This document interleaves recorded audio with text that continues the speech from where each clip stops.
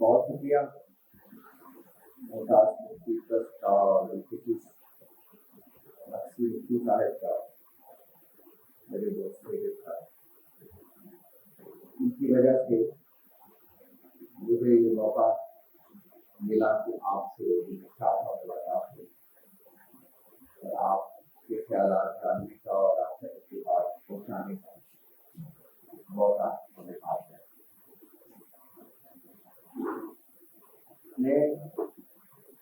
اگر یہاں اس وقت آپ کے سامنے بیٹھا ہوں تو میں جانتا ہوں کہ کسی علمی استحقاق کی وجہ سے نہیں، بلکہ کاموں کے حسن نظر کی وجہ سے۔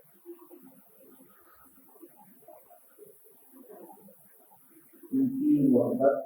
اور ان کی علمی عظمت ہے کہ طالب علم کوئی بنے یہ انداز کا اور آپ کو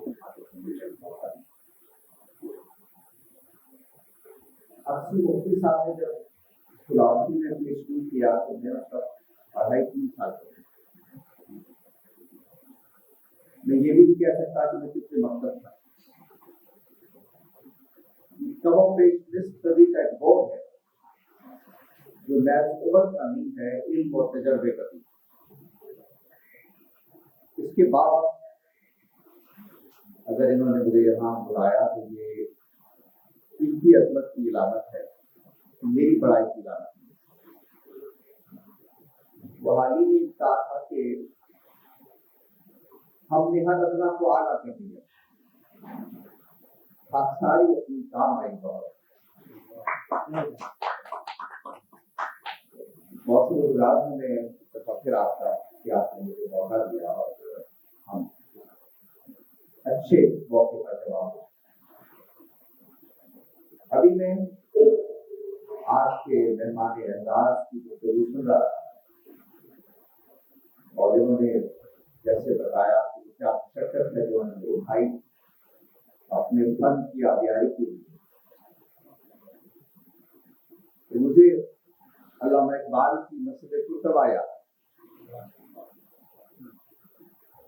یہ اردو نظم کا تاج محل ہے، کبھی موقع ملے تو اس کو بہت توجہ کے ساتھ ضرور پڑھیے گا۔ اس کا آخری شعر ہے کہ نقش ہے سب ناتمام پورے جگر کے بغیر، نغمہ ہے سودائے خام پورے جگر کے بغیر۔ تو پورے جگر جب تک نہ لگائے کسی فن کے اندر نکھار نہیں آتا۔ اگر اس عمر میں یہ نکھار آیا ہے اور یہ نور نہیں تو پھیلا ہے شاگردوں کی شکل میں، تو بلا شبہ اس کے اندر ایک پورے جگر دیا گیا ہے اس کا۔ اور انہوں نے ایک اور بات کہی کہ نہیں چاہتا تھا کہ مسجد نبوی تک میرا یہ فن پہنچے، اور لیکن میرے پاس کوئی ذریعہ کوئی وسیلہ ایسا نہیں تھا کہ میرے فن کی وہاں تک کوئی سنوائی ہو، وہاں تک پہنچے، لیکن اللہ تعالیٰ نے اس کا اہتمام کر دیا اور عالمی اسباب میں کوئی وجہ شاید تلاش نہیں کر پائے۔ مجھے قرآن مجید کی ایک بات یاد ہے کہ اللہ تعالیٰ نے یہ بات کہی ہے کہ نحن اخلق من حبل الورید، کہ ہم تو تمہاری شاعر سے بھی زیادہ قریب ہیں۔ اجیب دعوت الداعی اذا دعان فلیستجیبوا، کہ پکارنے والا جو مجھے پکارتا ہے تو اس کی پکار کو سنتا ہوں اور جواب بھی دیتا ہوں۔ فلیستجیبوا، کہ مجھے ہی پکارو۔ تو میرا خیال یہ ہے کہ جو دعا آپ نے مانگی تھی، اللہ کو پکارا تھا، وہ کسی واسطے کی محتاج تو نہیں ہے، وہ سنوائی ہوئی آپ کی اور آپ کا سر وہاں پہنچا جہاں آپ چاہتے تھے۔ ایک ہی گفتگو سے دو باتیں مجھے یاد آئیں جو بطور تمہید مجھے لگا کہ مجھے کہنی چاہیے، آپ کے ساتھ شیئر کرنی چاہیے۔ رہا وہ موضوع جس کی طرف میزبان نے کوئی دلائی اور یہ کہا گیا کہ میں اس پہ بات کروں۔ سچی بات یہ ہے کہ یہ دو تو اس میں اتنی الجھی ہوئی ہے کہ بڑا مشکل ہے اس کا کوئی سرا تلاش کرنا. میں اگر چاہوں گی کہ کوئی بہت آسان سا نسخہ آپ کی خدمت میں پیش کروں تو وہ شاید میرے بس میں نہ ہو. جیسے کہتے ہیں نا کہ تن ہوا داغ آنسو کمبا کجا کجانا، کہ جب انسان کا سارا بدن بھی زخمی ہو تو وہ نہیں جانتا کہ کہاں زخم پہ مرہم رکھے اور کہاں نہ رکھے. تو ہمارا قومی وجود جس طرح سے زخم ہے، یہ بڑا مشکل ہے طے کرنا کہ وہاں متعین طور پہ یہ بتا دیا جائے کہ وہاں آپ مرہم رکھیں تو آپ کو شفا ملے گی، جب وہاں سے آپ آواز کریں تو آپ کے لیے رستے کھلیں. یہ میری اوقات سے بڑھ کے ہے یہ سوال. میری فکری اوقات، میری علمی اوقات، میری سوچنے کی فیکلٹی، یہ اس سے بڑا سوال ہے.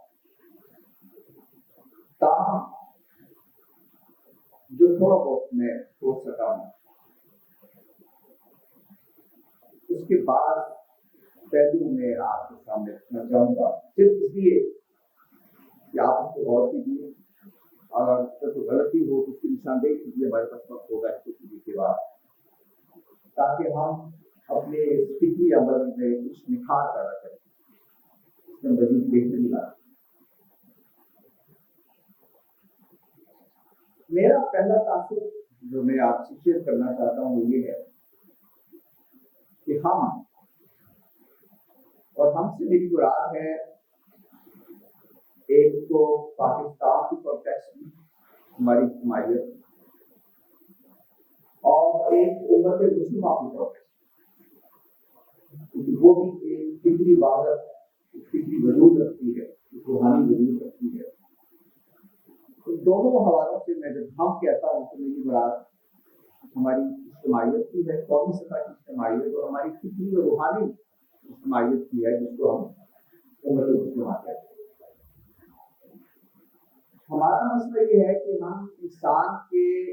عمومی تہذیبی اور فکری سفر سے ایک بچھڑا ہوا تھا.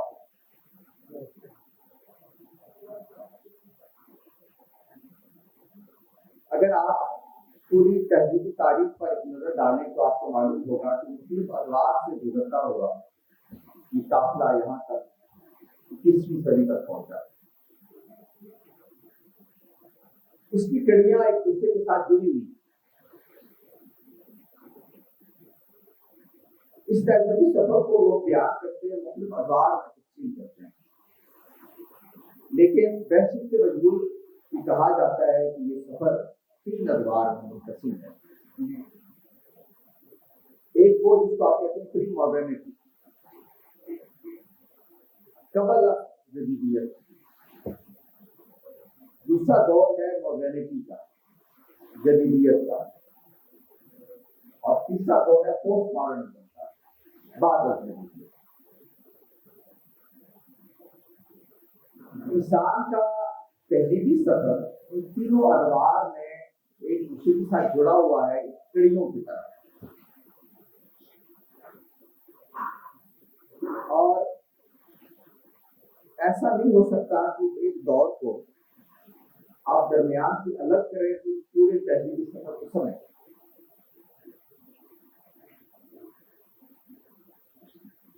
اس کے برخلاف میرا تاثر یہ ہے کہ مسلمان بطور امت اور پاکستانی قوم خصوص یہ اس تہذیبی سفر کے دوران میں ماڈرنٹی میں کبھی داخل نہیں ہوئی. جدیدیت سے پہلے کے دور میں یہ جیتی رہی ہے، لیکن اس تہذیبی سفر کے نتیجے میں جو ایک گلوبلائز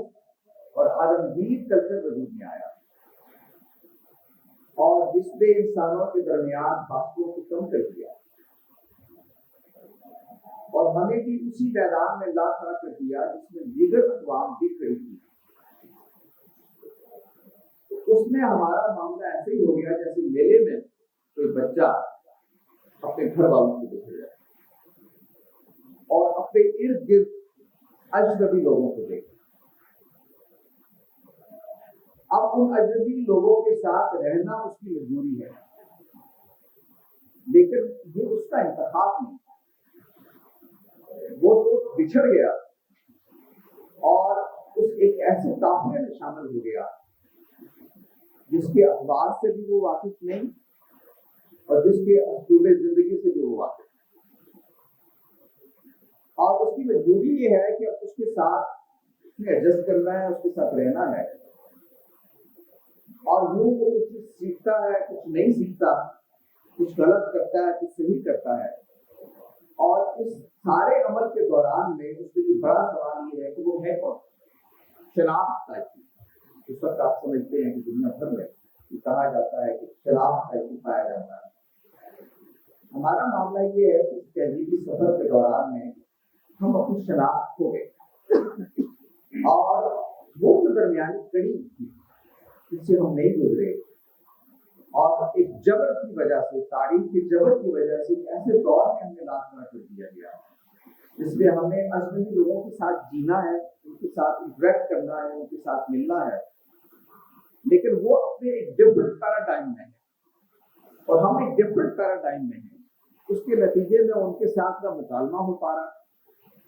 نہ ان کے ساتھ کوئی کو ایگزسٹنس کے فارمولے پر بات ہو پا رہی ہے. ایک طرف ہمارا ماضی ہمیں اپنی طرف کھینچتا ہے،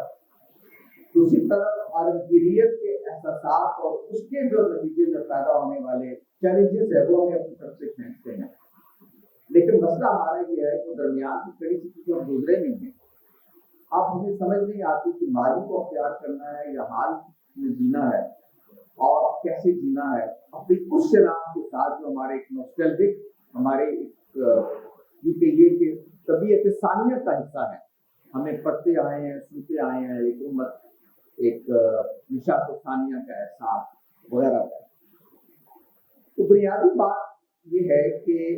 اس تہذیبی سفر سے بچھڑ جانے کے نتیجے میں جو اس طرح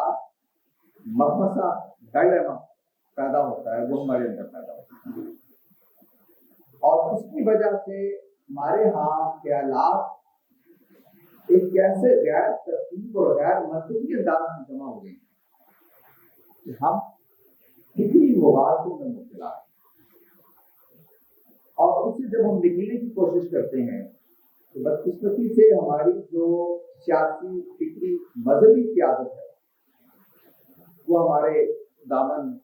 کو کھینچ لیتی ہے اور ہم اس سے نکلنے کی کوشش میں اکثر ناکام ہوتے ہیں. میں اپنی اس بات کی شرح کے لیے چند مثالیں آپ کے سامنے رکھتا ہوں جس سے آپ کو اندازہ ہوگا کہ جب میں یہ بات کہہ رہا ہوں کہ وہ فکری مغالطے ہمارے درمیان پیدا ہو گئے تو کیسے کرا. مثال کے طور پر ایک فکری مغالطہ یہ ہے کہ مسلمان اصل میں ایک سیاسی عبادت کرنا اور اسلام اصل میں ایک سیاسی نظام کی تشکیل، اس کے غلبے اور اس کو دنیا میں نافذ کرنے کے لیے آیا ہے، اور یہ اس کا مطلوب مقصود ہے. اگر آپ پچھلے 200 سال کی کم و بیش تاریخ پہ نظر ڈالیں تو آپ کو مسلمان مفکرین کی بڑی تعداد، غیر معمولی تعداد، کہ اگر میں کہوں کم و بیش سب کے سب بڑی سطح کے لوگ مسلمانوں کو یہ بتاتے آئے ہیں کہ خلافت عثمانیہ کا چھن جانا اور خلافت کے انسٹیٹیوٹ کا برباد ہو جانا اصل میں ہمارے زوال کا بنیادی سبب ہے. اور اگر ہم کو دنیا میں دوبارہ سے ترقی کرنی ہے، دوبارہ سے عروج حاصل کرنا ہے، نشاط ثانیہ کی طرف جانا ہے، تو ہمارے پاس حل یہی ہے کہ ہم دوبارہ سے اس سیاسی نظام کا احیا کریں، تو خلافت کا نام دے لیں، کوئی اور نام دے لیں، اور اس کا احیا کریں، گویا اپنی سیاسی شناخت اور سیاسی غلبے کو دوبارہ سے طلب کریں، دوبارہ سے تلاش کریں، اس کی جدوجہد کریں. یہ ہے اصل کا مسئلہ اور یہ ہے وہ حل جس کی طرف آپ بڑھیں گے. آپ زندہ ہو جائیں گے بطور قوم، زندہ ہو جائیں گے بطور نیشن کے، بطور اجتماعیت کی دنیا میں آپ اپنا جائز مقام حاصل کر پائیں گے اور ایک طرح سے حاصل پاؤں. پچھلی 200 سال کی جو کم ہو گئی اس لیے ہوئی ہے کہ دنیا میں ہم اپنا سیاسی غلبہ کراتے ہیں اور اس کی وجہ یہ ہے کہ اسلام جو ہے وہ اسٹیٹ، اسلام کا کوئی مطلب ہو سکتا ہے کہ وہ اسٹیٹ، یہ جس کو آپ پولیٹیکل اسلام کہتے ہیں، اسلام کی وہ تعبیر جو پچھلے 200 سال سے دنیا میں غالب ہے، مسلمانوں کے اندر سب سے پاپولر فکر ہے، اس کا حاصل یہ ہے کہ اسلام ایک اسٹیٹ ہے اور اس اسٹیٹ کو دریافت کرنا بلکہ اس کی بات یہ آپ کا مسئلہ نظر ہے اور اس کی جدوجہد میں آپ کو سر کرنا چاہیے اپنے آپ. یہ وہ بڑا فکر ابھارتا ہے جو ہم کو درپیش ہوا اور ہم نے اپنی ساری ذہانتیں، اپنے سارے مادی وسائل، اپنی ساری جدوجہد اس مشن پہ لگا دی کہ کس طریقے سے دنیا میں ہمارا سیاسی غلبہ ہو، اور اس کا نتیجہ وہ نکلا جس کے بعد مظاہر ہم نے پچھلے 2-3 عرصوں میں دیکھے اور جس کے نتیجے میں مسلمان سوسائٹی ایسے انتشار کا شکار ہوئی کہ اس سے نکلنے کی کوئی راہ مذہبی انتہا پسندی جس کو آپ کہتے ہیں، یہ جو عدم اتفاق کا معاملہ ہے، یہ جو مسلمان معاشروں کے اندر تک جو حالت کری ہے، یہ ساری دراصل کس بنیادی درخت کی فرا ہے، اس کی شاخ ہے جس کو میں نے عرض کیا کہ ہم نے یہ طے کر رکھا تھا کہ دنیا کے اندر غلبے کی راہ یہ ہے کہ آپ اپنی سیاسی طور پر اپنے آپ کو غالب کریں گے. یہ بات سارے نتیجے پہ فراموش کی گئی کہ انسان کا تہذیبی سفر اصل میں امپائر کے دور سے نکل چکا اور بالخصوص 20ویں صدی کی ابتدا میں جو پولیٹیکل آرگنائزیشن ہے دنیا کی سطح پر، وہ امپائر کی لیول کی نہیں رہی بلکہ ایک نیشن اسٹیٹ کے دور پر ہو گئی. یہ ایک اتنی بڑی تبدیلی تھی کہ جس کا شکار صرف ہم نہیں ہوئے بلکہ ساری دنیا. لوگ کہتے ہیں نا کہ خلافت عثمانیہ ختم ہو گئی، اور جب ہم اس کا تجزیہ کرتے ہیں تو ہم کہتے ہیں کہ فلاں کی سازش کی، فلاں کی سازش کی، اس کے نتیجے میں ختم. لیکن ہم یہ غور نہیں کرتے کہ صرف خلافت برطانیہ، خلافت عثمانیہ ختم نہیں ہوئی، خلافت برطانیہ بھی ختم. میں خلافت کا لفظ ہوگا جو استعمال، ایسا نہیں ہوا کہ دنیا میں مسلمانوں کے وہ علاقے جو ان کے کنٹرول میں سے آزاد ہوئے، کیونکہ برطانیہ کے کنٹرول میں رہنے والے علاقے بھی آزاد،